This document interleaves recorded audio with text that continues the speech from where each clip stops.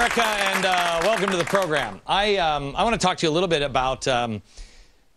I feel very sorry for Stephen. He's a member of our audience, and I asked before. I said, "Has anybody been to this show before?" And Stephen raised his hand, and I said, "What show was it?" And he said, "It was the one on the Holocaust." I said, "It's not going to get much happier for you tonight." Tonight, I want to talk to you about what happens next. I want you to understand that these things do not necessarily happen next.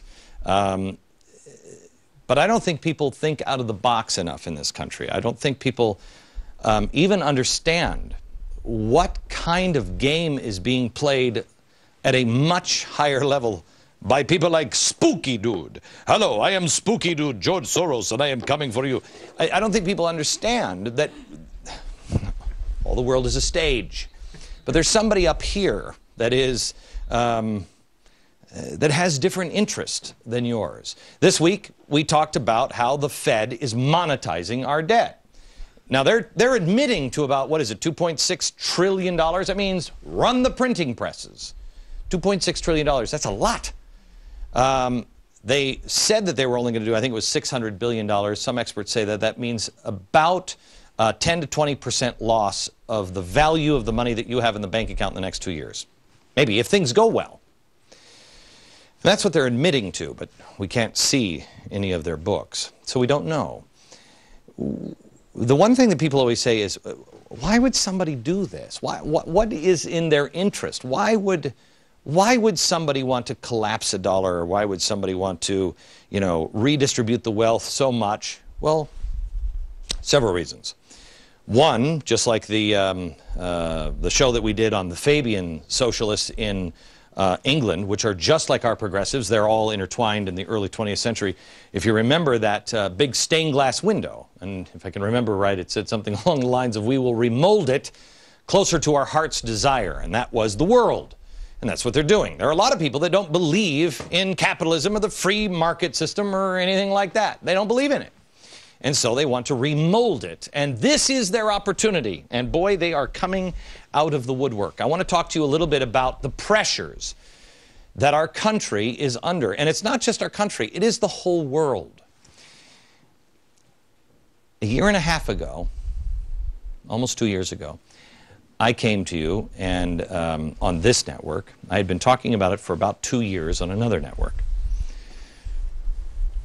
But 2 years ago, I didn't believe the same kind of things that I believe today. There are things that you do your homework, and if you're a reasonable person and you do your homework, there are things that you will reject. For instance, Bush didn't blow up the levees, and we did land on the moon.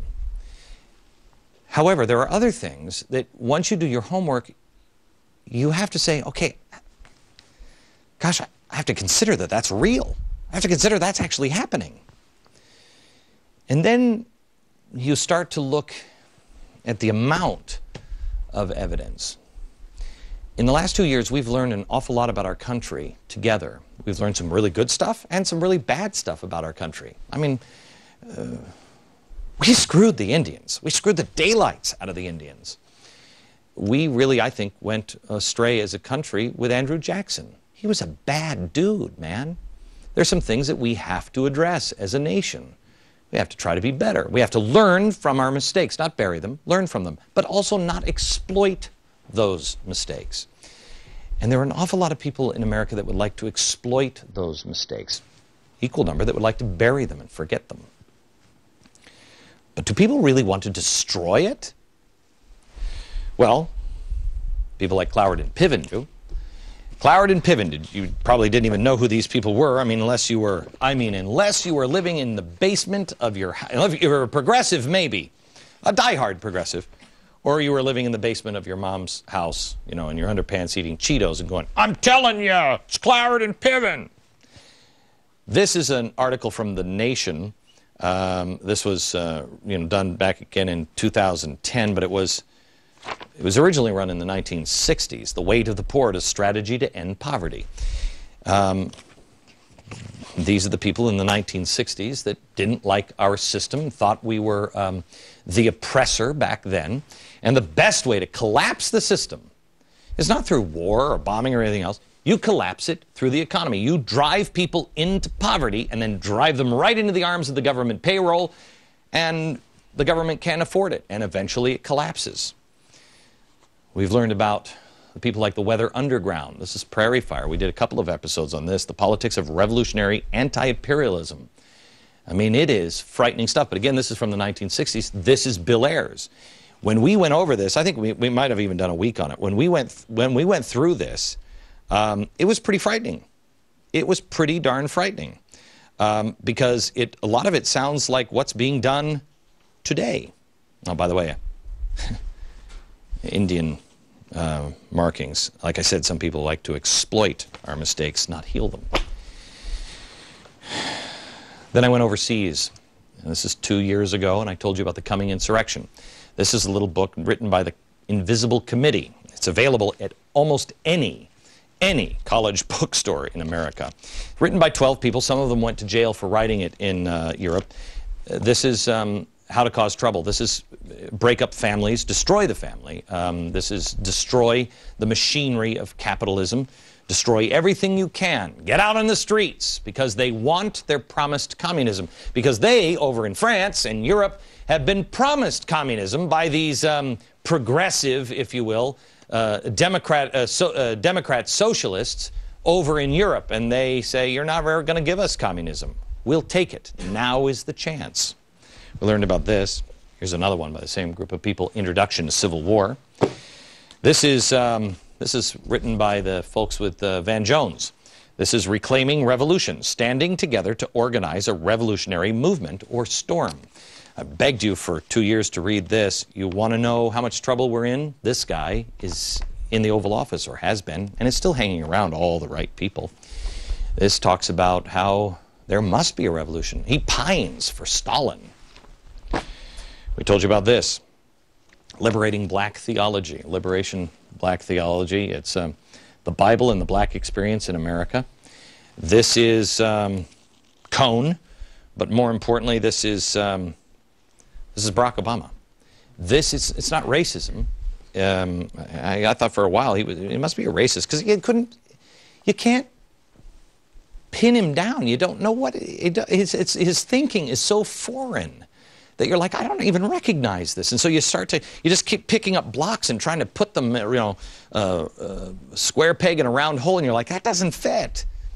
Until you see his roots, until you see the roots of Obama's rage. This is Dinesh D'Souza's book. This one puts this together and this together. And all of a sudden you're like, oh. And then you start to understand this. And then you start to understand who's standing around as well. And now you're starting to have some spooky stuff. I told you about this book. This is a follow-up, really, to this one. This is How to Do It, and this is We Did It, and I love the title, We Are an Image from the Future. This is how they're doing it in Greece right now, with pictures and everything else. Picture of our future. The ABCs of revolution. Then there's this. I love this. For our Spanish-speaking friends in the audience. A new year to fight back against capitalism, racism, war, repression, for a new urgency in the struggle for world socialism. After the November 2nd midterm elections, join us at the Workers' World Party National Conference in New York City. This is happening here. I don't want to talk to you about anymore about this. I could play their video over and over and over again. I mean, the new video comes in daily. Frightening stuff that are against capitalism. They say capitalism won't work because it can't handle the mass growth of unemployment. Well, yeah, because what we've done is we've mixed the free market and Marxism together. It doesn't work. It doesn't work. They talk about these people. I've read some of their, in fact, do I have it here? Yeah, here. Capitalism in Crisis. I mean, I read this today at lunch and went over it, and it is, I mean, it's, class exploitation, private property is the problem, all of it. And the thing I found very, very interesting is actually on this one, this is one of their flyers. It says here, We join with those fighting corporate injury to the environment, yet interject anti-capitalist perspective. Workers' World Party and FIST protect repression against anti-war and other activists. We organize with many forces, oppose U.S.-backed wars in Iraq and Afghanistan, occupations from Haiti to Palestine, and threats against Iran and intervention in Latin America. Got it? They are, they're not fans of America. When you have this and an unstable economy, it is a recipe for disaster. When you have corruption in your own government, where the government is taking money from the unions, and the unions have an army of people who say, I want my pension. People who are, they're good people. I want my pension. But you have people with kind of nefarious underpinnings, and then you have a bunch of people in Washington that are not necessarily the most honest around. Bad things can happen. Then you add on top of it people whose interests you can't even begin to understand, because you don't think like they do. They're globalists, and, well, what we like to do is take the money and devalue the dollar. George Soros, they want to manage the decline of the dollar. Well, you wouldn't want that because that hurts you. A lot of people say that it will never happen here, that things cannot change in America. Well, I don't know how the laws of economic physics or just all physics break down at our shores. They don't. They don't. We're not special. This isn't a special land because it's, oh, look, it's magic fairy dust from the trees. It's special because we have always thought differently. We have thought out of the box. I have my book Broke. Where's the book Broke? In the first opening chapter of Broke, do you have it? Here it is. In the opening chapter of Broke, I talk about what happened to Rome.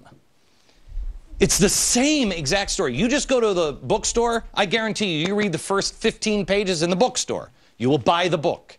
Because what happened in Rome is happening now. They devalued education. They devalued work. And the government was playing all kinds of games with money. And eventually, you couldn't leave the Empire of Rome without being killed. People trying to escape, they'd kill you if you did that. Then there's one other thing. There's the pressure, as where we started, the pressure on the dollar. Our debt is too big. And the whole world knows it. The whole world is going the other direction. We're going into the land of insanity. How easy can things fall apart? And what do all of these things mean? Can you tie them together? Is there any relevance here? I'm not doing this show to scare you. I am doing this show to break your mind open so you can consider the possibilities. Because the only way there isn't panic, if some of these things come true, is if you know them in advance. If you know you're in a haunted house and you're like, oh, coming around that corner, a guy's going to jump out and go, boo! When he